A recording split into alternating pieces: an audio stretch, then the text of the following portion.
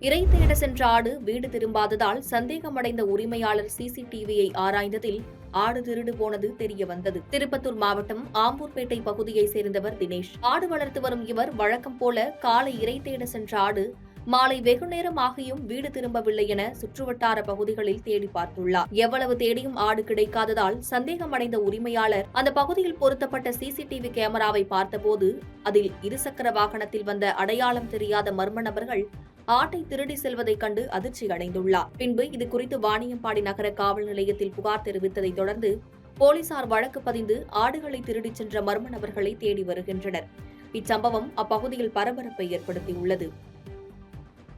பாதகம் செய்பவரை கண்டால் நாம் பயங்கொள்ளலாகாது பாப்பா. மோதி மிதித்து விடு பாப்பா, அவர் முகத்தில் உமிழ்ந்து விடு பாப்பா. அண்மை செய்திகளை உடனுக்குடன் தெரிந்து கொள்ள இணைந்திருங்கள் இயம்நாடு தொலைக்காட்சியுடன்.